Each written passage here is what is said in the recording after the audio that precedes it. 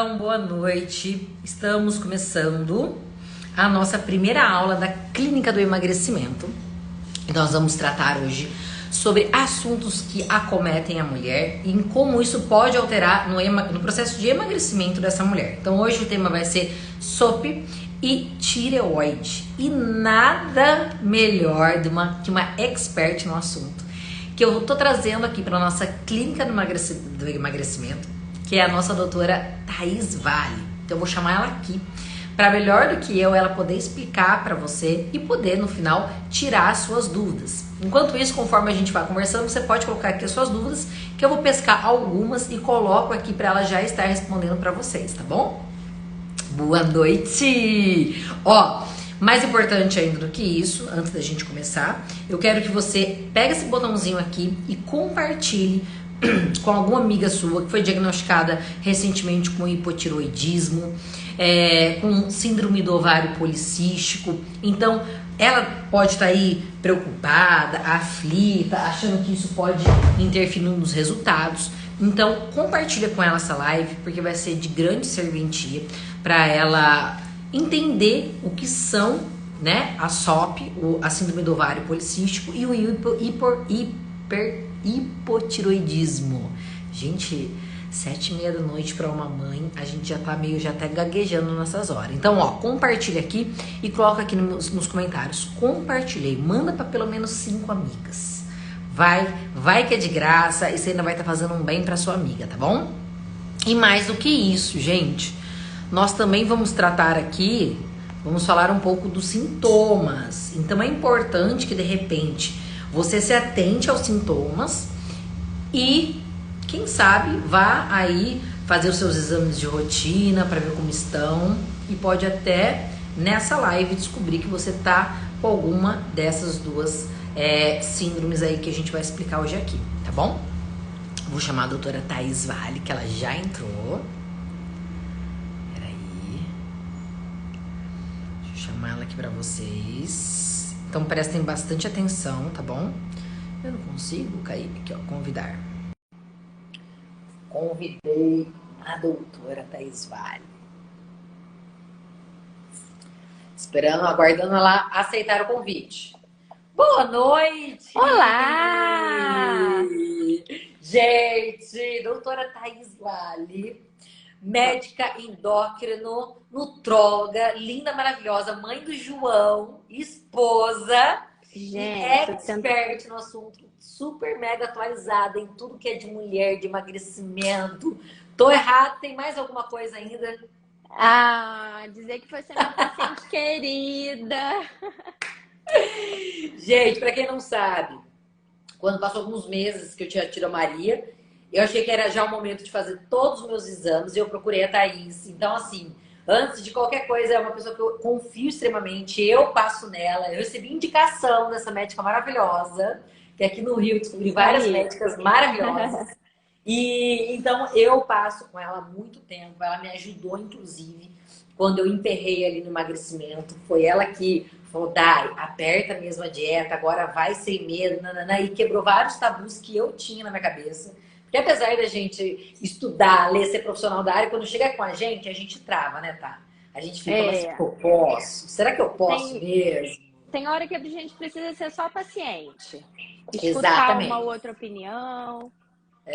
Principalmente quando envolve uma alimentação e etc e tal, né? Mas se apresentem aí pro pessoal. Bom, pessoal, então a Dai já começou ali a apresentação, né? Meu nome é Thaís, eu sou médica, pós-graduada em nutrologia, pós-graduada em endocrinologia, trabalho muito na parte da medicina funcional, né? Tenho muitas gestantes, mulheres ali no pós-parto, com essa dificuldade do emagrecimento. Então, hoje a minha área de atuação ela é bem ampla, né? Mas digamos que esse perfil de pacientes tem sido o meu público-alvo, né? Então, aonde a gente pode atuar mais? O que a gente pode fazer por essas mulheres com dificuldade de emagrecimento? Quais são os pontos chaves que a gente precisa apertar, que a gente precisa dar mais atenção? Então, acho que é nesse papel aí que eu entro para complementar os treinos, a alimentação e todo o processo. E assim, quando fala também de pós-parto, se envolve na amamentação, né? Que é o grande ali o que a gente tem medo nesse pós-parto, realmente é na questão da amamentação, o que pode para o bebê, o que não pode. Nada melhor do que uma pessoa especialista no assunto para dar essa segurança pra gente, para dizer, olha, isso pode, isso não, e orientar a gente, né? E, gente, eu mexi aqui, eu entrei em um filtro com alguma coisa esquisita. Voltou ao normal. Sim, hoje a gente já tem bastante, né, bastante substância que é aprovada ali para o uso na amamentação. A gente tem que ter um pouco de parcimônia, né? A gente não quer fazer nenhum processo de emagrecimento brusco, nenhuma medicação que corra risco. Em paciente que está em amamentação exclusiva, né, naqueles primeiros 6 meses. Então, tudo isso com muita parcimônia, a gente consegue dosar e chegar no melhor caminho. Legal. E o tema, então, que a gente escolheu hoje foi sobre ovário policístico e tireoide. Eu falei pra galera também que estiver Isso. assistindo para se atentar também aos sintomas, porque vou contar, por exemplo, eu descobri a minha tireoide porque eu dava aula com um médico e eu comecei a relatar os sintomas que eu estava sentindo. E ele falou assim: vai fazer um exame de T3 e T4 para ver. E eu fiz e descobri ali essa alteração. E foi daí em diante, há 15 anos atrás, que eu descobri essa alteração. Então, conta pro pessoal quais são os sintomas, né? Para o Isso. pessoal, se estiver sentindo, de repente vale a pena, né, tá? Fazer Aham. um check-up geral e de quanto em quanto tempo para a mulher é ideal que ela faça isso. Tá. Então vamos lá. Vamos dar a importância toda que essa glândula tão pequenininha tem para nossa saúde, né? A tireoide, ela é uma glândula que pesa mais ou menos uns 30 a 40 gramas. Ela fica localizada aqui na região cervical anterior, né? Parece um formatinho de borboleta, um coração invertido, que ela é fundamental para o nosso desenvolvimento. Tanto que um dos hormônios, que é o TSH, onde a gente avalia a disfunção tireoidiana, ele é feito no teste do pezinho, né? De tanta importância que ele tem. Então, tirando os pacientes que são mais raros, né, que nascem sem a glândula tireoide, todos nós nascemos com essa glândula aqui na região do pescoço, tá? Ela é responsável pela produção dos hormônios T4 e T3, que são fundamentais para a nossa saúde. Saúde cardiovascular, sistema cardiorrespiratório como um todo, sistema muscular, desempenho neurológico. Então, a gente tem receptor de hormônio tireoidiano até no coração, né? Do fiozinho de cabelo, do couro cabeludo até o dedão do pé. Sintomas comuns, né, de disfunção dessa produção de hormônio ou, né, qualquer alteração glandular que envolva essa produção, a gente pode ter cansaço, sonolência, alteração de função intestinal, constipação, frequentemente, né, a maioria dos casos, sintomas diversos, queda de Unha cabelo, quebradiça, unhas cabelo. fracas, quebradiças, descamativa, né? Tem muito paciente. Hoje em dia, com o artifício do gel na unha, a gente acaba perdendo um pouquinho esse parâmetro. Referência, né? Essa referência. Mais unha muito descamativa. Às vezes a gente pode ter umas manchinhas brancas ali na superfície da unha, que significam para a gente ter um pouco mais de atenção. Muito sono. Redução, muito sono, redução desse finalzinho aqui da sobrancelha, que a gente chama de madarose. Também é um sinal importante. E aí entra uma das queixas mais comuns, que é o ganho de peso. Eu acho que É aí que eu queria chegar. aí que a Quanto que gente esse quer ganho de chegar. peso pode ser da tireoide e o quanto a gente pode usar isso aí de muleta, né? Pode, por exemplo, uma disfunção da tireoide mínima, né? A gente não está falando de casos que, por exemplo, meu cunhado toma 300 miligramas, porque é um caso extremo. Mas num caso normal, daquela porcentagem pequena, a pessoa pode chegar a ganhar 15 quilos por conta da tireoide, Não. né? Nos casos mais comuns, né, do hipotiroidismo, que a gente acompanha em consultório, e o que todos os estudos mostram pra gente é um ganho de peso de entre 3 a 5 quilos. Isso muito referente a edema, né? Acúmulo de líquido intersticial, tá? O hipotiroidismo, ele não é causa de obesidade, isso já foi amplamente estudado e descartado, mas ele pode favorecer, né? Pode dificultar o emagrecimento, porque como a gente reduz toda essa produção de hormônios, né? Que são hormônios que mexem com a termogênese, hormônios que melhoram a disposição, a gente pode ter esse emagrecimento dificultado por uma redução de taxa metabólica basal, né? Então, como se o nosso corpo mantivesse num estado de repouso, sem gasto excessivo, então o emagrecimento ele fica prejudicado sim. Ou seja, ele não está relacionado a um grau de obesidade, né? Ele não é o responsável por um grau de obesidade. Mas ele pode ali fazer com que a pessoa aumente alguns quilos, mas nada, Isso, tudo que tá, né? Eu vejo às vezes alguém com 15, 20 quilos para perder. Ai, porque é da tireoide. Não, não foi por conta da tireoide. Ela pode ter ali aumentado alguns quilinhos do que você já estava acontecendo. Mas ela não foi o exatamente. gatilho principal, né?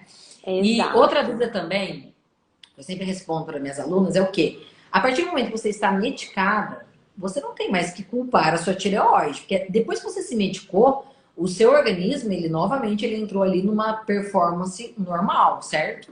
Isso, exatamente. Hipotireoidismo medicado, tratado, bem suplementado, reposição hormonal feita, não é causa de ganho de peso. Exato. Então, olha, já matamos aí as duas dúvidas principais, todo mundo fala. Quanto que a gente pode chegar a ganhar em peso por conta do Isso. hipotireoidismo? E a O questão como isso se influencia, né? exato. Todo mundo fala assim, mas eu tenho tireoide, que tá, mas você tá medicada? Tá, então você tá ok, tá tudo bem, né?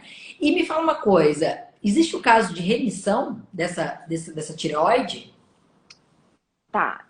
Se a gente for pensar em algumas causas que levam ao hipotireoidismo transitórias, por exemplo, algumas deficiências nutricionais podem levar ao hipotireoidismo. Deficiência de ferro, zinco, principalmente, vitamina B12 e selênio, tá? O ferro é o campeão deles. Então, se a gente faz essa adequada suplementação, ele pode voltar ao funcionamento adequado. É por isso, então não é à toa, gente. Eu fico vendo gente que, por exemplo, vai na primeira consulta e o médico pede um monte de exame de sangue. E a pessoa fica, pra quê? Eu só quero saber da minha É, tireoide. Não, não. é por isso que é um atendimento individual, onde o médico ele precisa diagnosticar, investigar do que pode ser, né, tá? Isso envolve bastante análise mesmo. E aí, quando a gente tem, né, uma outra causa bem comum de hipotiroidismo em mulher em idade fértil, é a doença de Hashimoto, que é É. uma doença autoimune e que o nosso corpo produz anticorpos que atacam a glândula tireoide e podem levar ao hipotiroidismo ao longo dos anos, tá? A gente não tem como dizer em quanto tempo isso acontece, pode demorar 5, 10, 15, 20 anos, mas a gente sabe que essa atuação dos autoanticorpos a longo prazo processo inflamatório crônico, isso piora todo o funcionamento da glândula, mesmo não tendo um hipotiroidismo franco, e esses pacientes se beneficiam muito com o tratamento, né? E aí a gente pensa numa remissão de doença, um pouco mais difícil, mas também pode acontecer. Entendi. Pode ser devido a algumas exceções, né? Isso. E, cara, foi super esclarecedor. Se alguém tiver alguma dúvida aí na live, pode deixar nos comentários que eu Vai, jogo vai mandando aqui.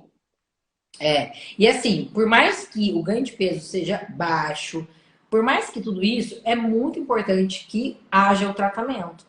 E mais do que isso, Sim, vamos supor, se for por conta de uma falta de um ferro, é necessário que suplemente esse ferro, porque esse ferro ele tá alterando a tireoide, mas tá alterando várias outras coisas também, né, tá?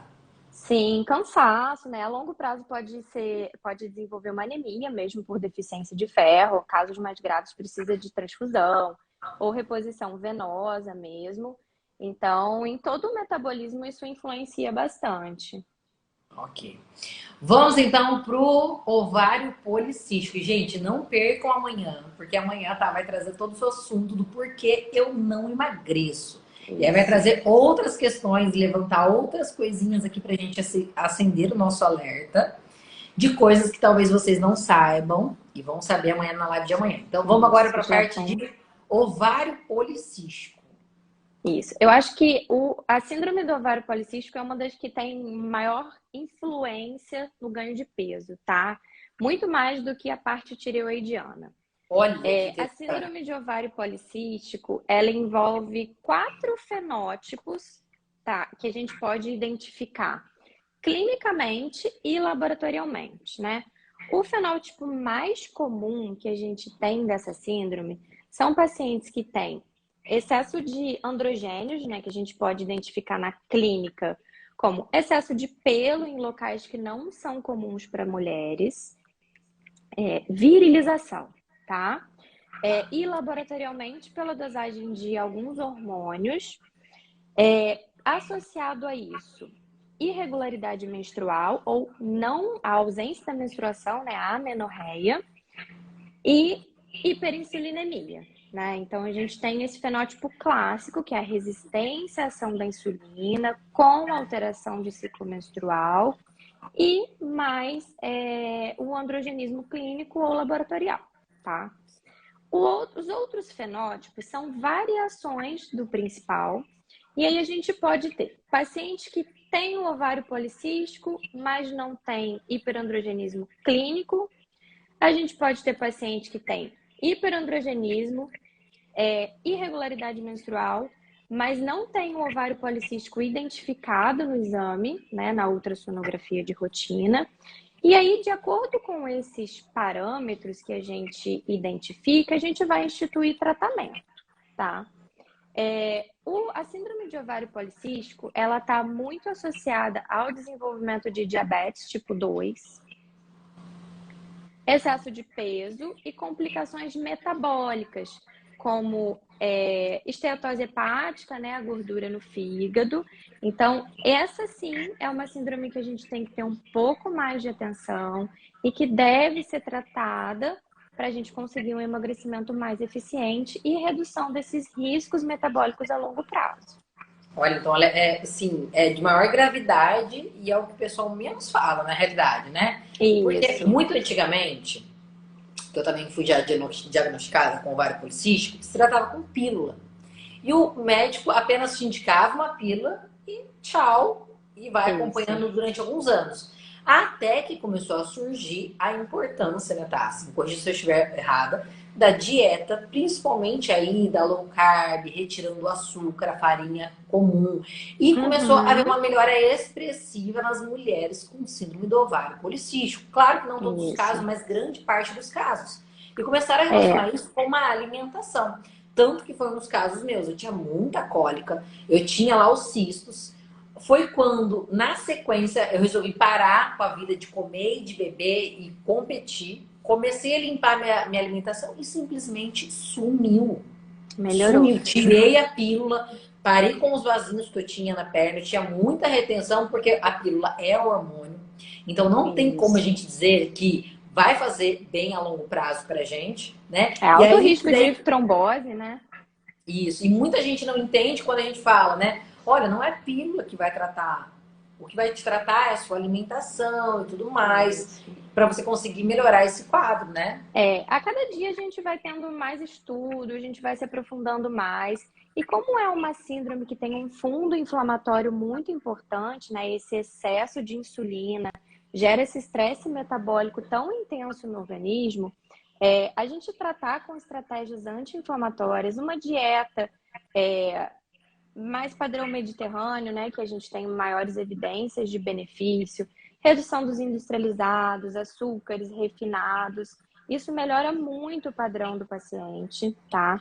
E É o porque básico muito mais é o descascar do que desembrulhar, isso. né? Exatamente. E por que que a pílula, ela, muito tempo ela foi usada como opção? Porque essas pacientes com excesso de androgênio, né?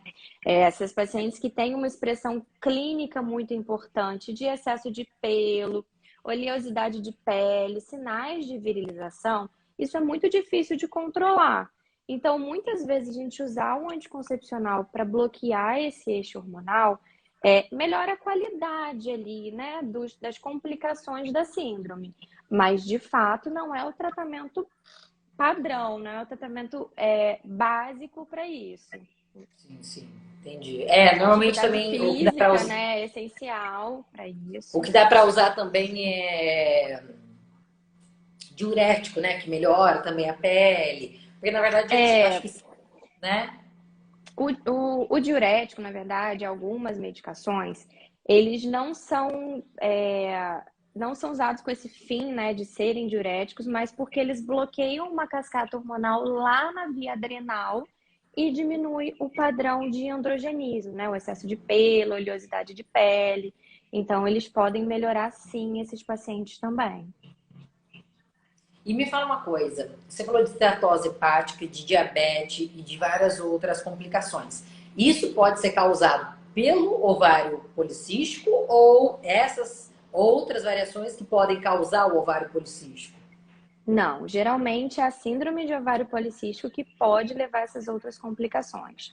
Porque é uma doença de fundo inflamatório, onde a gente tem um excesso de produção de insulina ali pelo paciente, que é um fator de risco para desenvolvimento de diabetes e esteatose hepática, né? E a longo prazo, quando não tratada, essa obesidade, principalmente visceral, abdominal, que é o padrão que a gente encontra, ela tem uma maior chance de desenvolver outras doenças metabólicas.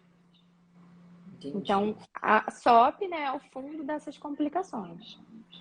entendi. Então é meio também que mais comum quem tem a SOP estar um pouco acima do peso? Muito comum, Muito comum, muito né? comum, Muito provavelmente essa pessoa está acima do peso. Talvez não muito comum. grandemente, mas até uma pessoa Uhum. com uma composição, né? Que a gente chama às vezes de falsa magra. É aquela pessoa que você olha e fala, não, ela tá ótima, mas quando você vê ela ali sem roupa e faz uma avaliação de composição, você vê que ela tá com muito mais gordura corporal do que massa Aham. muscular. É por isso até que treinar auxilia, porque ele consegue mobilizar ali a gordura, claro que não com tanta amplitude como a dieta, mas consegue, e Isso, fazendo com que o consegue. metabolismo melhore ali ou fique mais sensível por conta do aumento da massa magra, né? Isso, até porque a gente tem o padrão de pacientes com SOP, né, com ovário policístico, que não tem o excesso de insulina circulante. Mesmo assim, elas têm um risco aumentado, né? Pode ter só o hiperandrogenismo com o ovário policístico identificado no exame. E mesmo assim, elas entram nesse padrão de risco aumentado para desenvolvimento de doenças metabólicas associadas. Então, a atividade E, física é fundamental. e elas têm também esses sintomas de sono, cansaço.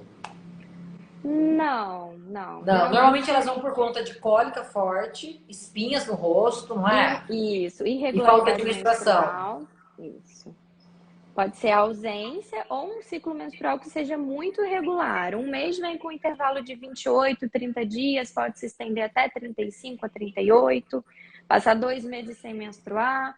Já teve alguém E aqui que tem falou: mulher também ah, que não minha filha tá controla, né, vivendo tá? Então sem. acha que até gosta de ter esses intervalos grandes entre uma menstruação e É, outra, até que ela descobre que na realidade não tem nada de legal por trás disso, né? exatamente, isso acontece também, né? É o que não está incomodando, né? Não está trazendo a princípio nenhum malefício, a pessoa vai deixando. E quais são os sintomas para diagnosticar a SOP? Irregularidade menstrual ou ausência de menstruação, né? E aí a gente pode ter os outros sintomas associados, né? Hiperandrogenismo clínico, que são acne, né, mais intensas, oleosidade de pele, virilização, que é a presença de pelos onde não tem costume de ter nas mulheres, então a gente observa bastante. Aqui na região do buço, queixo, um pouco mais aqui, ó, na parte lateral do rosto. É um pelo mais grosso, um pelo mais escuro. É um pelo que é mais para um pelo masculino do que o pelo feminino mesmo. Esses são os principais sinais é, que a gente vê como queixa, né, das pacientes em primeira consulta. E qual exame você pede para realmente falar, não, isso aqui. Tá, o rastreio que a gente faz laboratorial, né? Dosagem de insulina, glicose, todo o perfil metabólico e ultrassonografia transvaginal. Os Ah, principais que a legal. gente faz.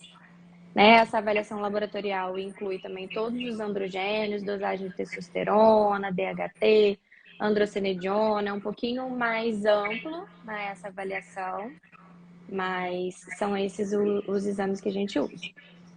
Ó, a Kellen falou, tem um mal de 1 ano sem menstruar. Então isso aí não é normal, né? A Não é gente normal. precisa, né, tá? Precisa passar por um médico, investigar o que tá acontecendo. Eu sei que às vezes a gente dá graças a Deus porque não está menstruando, mas tem que acompanhar, né? Tem, com certeza. Isso. Alguém tem mais alguma dúvida? A gente pode ir Deixa eu perguntando ver se aí. Cara, tem então, mais minha médica alguma aqui. maravilhosa. Nossa médica, então, Letícia. É. E de quanto tempo a mulher ela precisa fazer um check-up? Ah, se a gente não tem nenhuma alteração, se não tem nenhuma queixa, se tá tudo bem a cada 4 a 6 meses, né?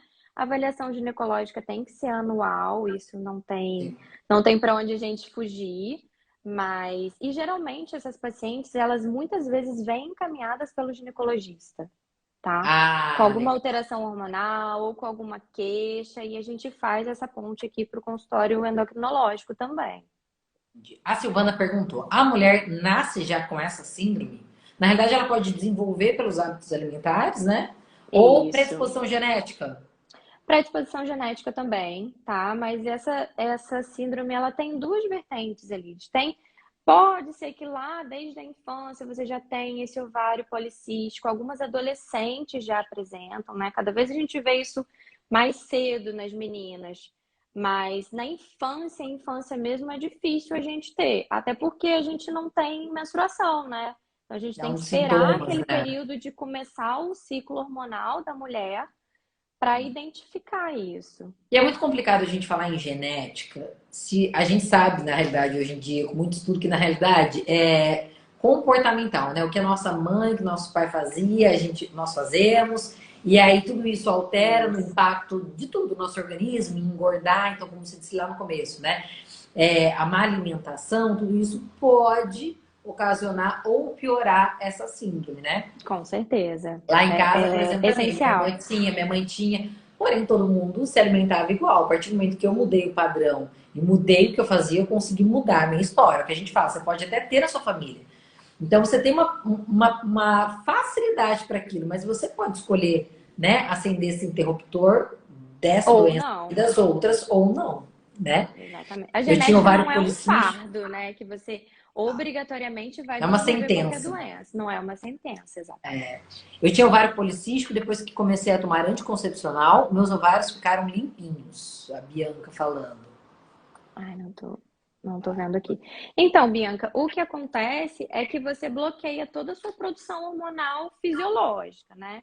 Então, a gente te dá o hormônio sintético, né, o anticoncepcional, e o seu corpo ele bloqueia a produção endógena, né? Ele entende que você está com hormônio circulante suficiente.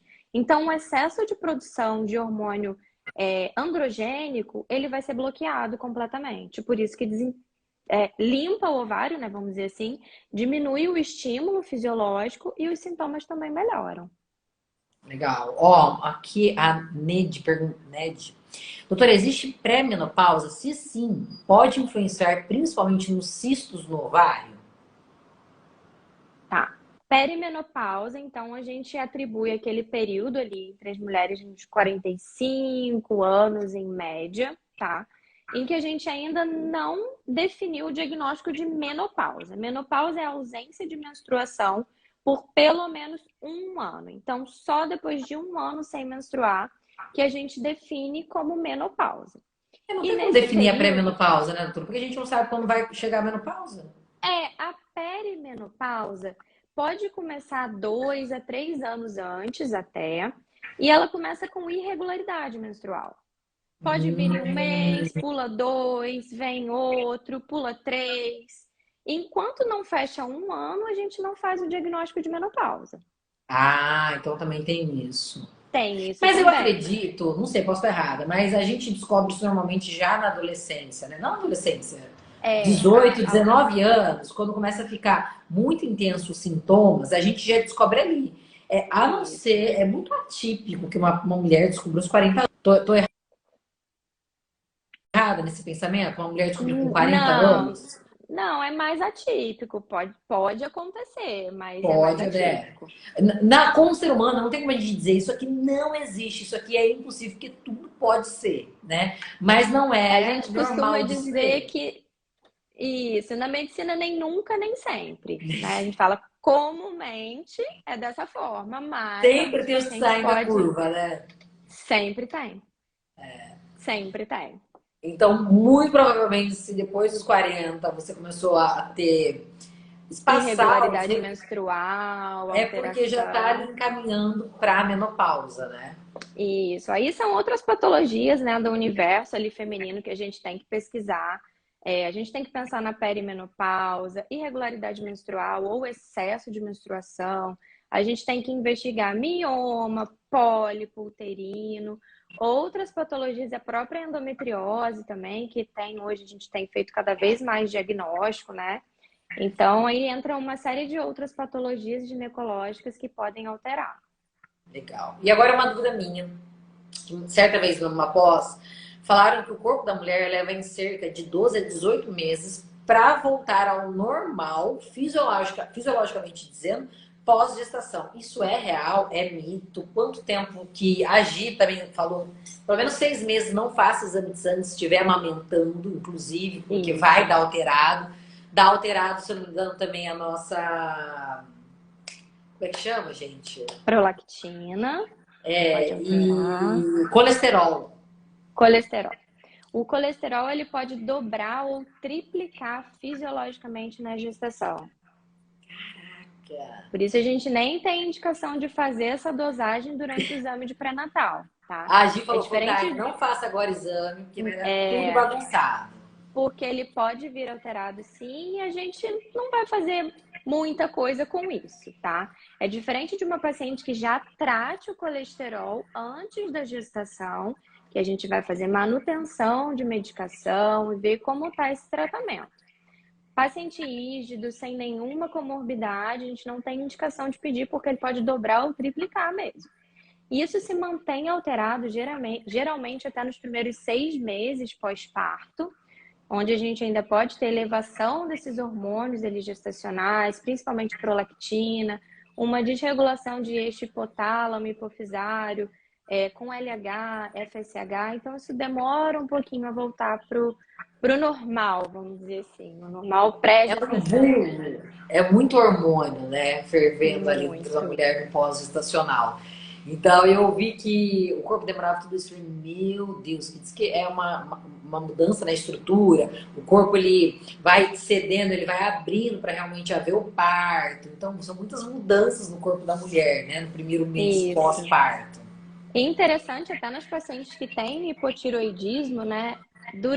No primeiro trimestre gestacional, a doença geralmente piora. No segundo para o terceiro trimestre, ela melhora muito. E no pós-parto, ela piora novamente. E tem sido atribuído bastante isso nessa desregulação de hormônio tireoidiano com depressão pós-parto. Então, é super importante a gente acompanhar. E na verdade não fica nada propício para a mulher, porque assim, a grande maioria passa dor, né? Pós-parto, passa dor da amamentação, não tem restrição de sono, não dorme, tá ali em situação de Isso. alerta, né? Então no começo realmente é muito complicado.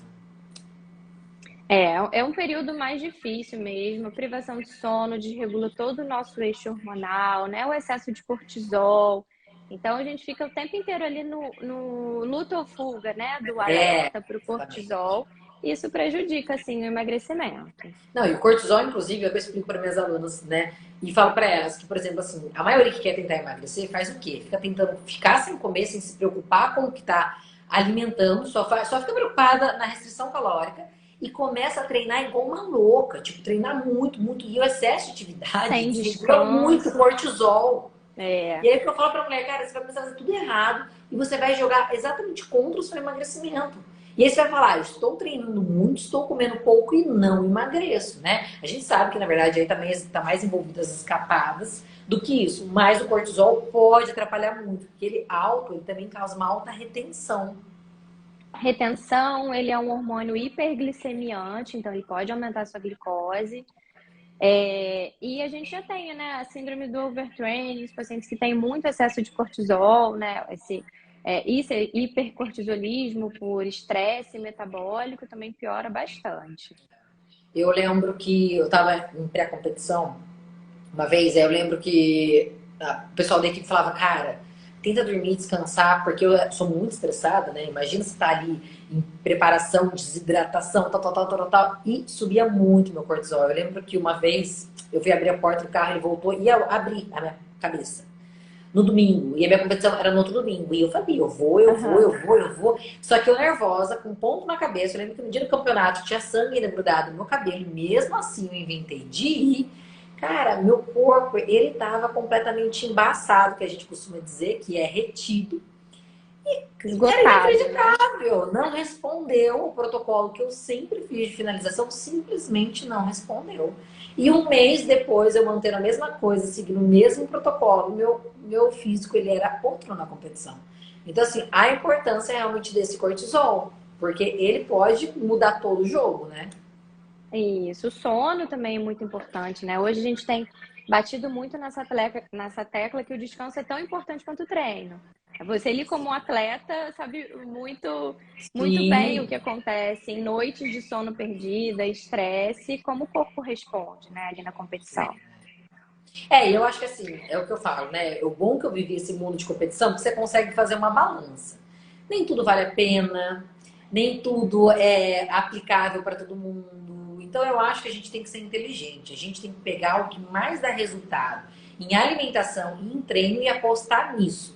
Igual eu brinco muito, cara, não Isso. vai caminhar. É a atividade física menos efetiva.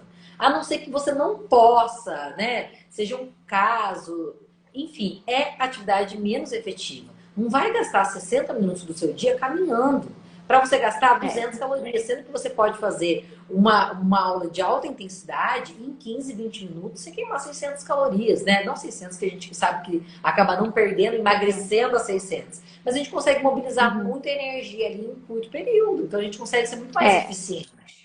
muito. Os treinamentos de força também a gente tem priorizado bastante. Porque a gente sabe que o gasto calórico no pós-treino, ele se mantém, né? Então, E não outra, é, tá? Não é toda não é atividade só aquele física que momento. dá esse gasto pós-treino. A caminhada, por exemplo, que eu adoro pegar no pé da caminhada, ela não tem essa taxa EPOC, ela não tem esse gasto pós-treino. Ela gasta uma mixaria durante e nada depois. Tipo assim, é a mesma coisa que nada. Agora, uma atividade que realmente vai impactar o seu metabolismo, até ele se recuperar, ele vai continuar queimando caloria depois, né? Isso. Mas, alguém tem mais alguma pergunta? Tem aqui Amanhã a Regiane mandou, operei da que tirou a tireoide. tireoide, tirei toda a tireoide e tenho muita dificuldade em emagrecer. O que vocês me aconselham? Então, Regiane, para pacientes que retiraram a glândula completamente, né? A gente tem que avaliar se foi por um carcinoma, se foi por um nódulo, qual foi o motivo de você ter retirado toda essa glândula. E não tendo contraindicação, esse é o perfil de paciente que se beneficia muito quando a gente faz reposição do T4 com o T3. Isso pode Olha aí. ajudar, porque às E vezes foi o que a gente falou, na ativando o verdade, das T4, exceções, né, tá? Que aí não essas são entra as para os casos exceções. comuns de uma pequena alteração. Não, essas são as exceções, né?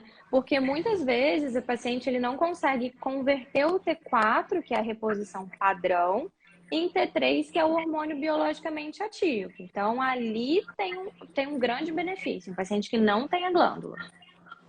Eu ia perguntar sobre a modulação, o uso da T3 para emagrecimento, mas eu acho que a gente vai deixar para de amanhã. Que amanhã vai Pode ser não ser? emagreço por quê, que a gente pode falar de algumas coisas e se vale a pena ou não. Porque a gente sabe que a maioria das coisas é custo-benefício, né? Se vale a pena a longo prazo, Isso. se não vale.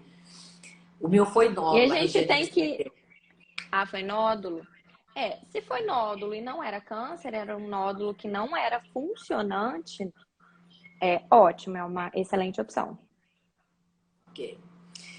E amanhã, então, a gente vai trazer, então, porque eu não emagreço. E vamos trazer algumas coisas que normalmente é usado para emagrecer. E a gente fala se vale ou se não vale a pena, né, tá? O que tem estudo, o que não tem estudo, que o risco é maior do que o benefício, o que, que a gente pode Exatamente. adicionar. E falar mais um pouquinho dessas pacientes ali na perimenopausa e na pós-menopausa mesmo, o que a gente pode adicionar para melhorar o processo de emagrecimento.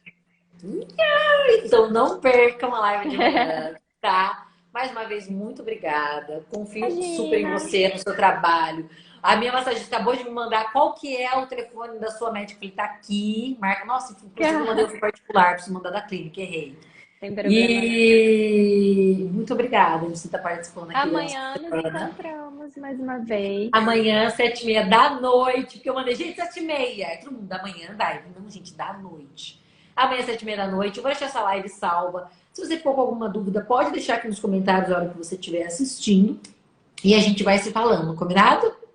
Combinado. Tá. Muito obrigada, viu, meu amor? Imagina, Um beijo pro pessoal. João, maravilhoso. Pode E eu também deixar. vou colocar minha gordinha agora pra dormir. Isso aí. Amanhã a gente tá aqui de volta no mesmo horário. Tá bom. Tchau, tá? Fica com Deus. Tchau. Beijo. Beijo.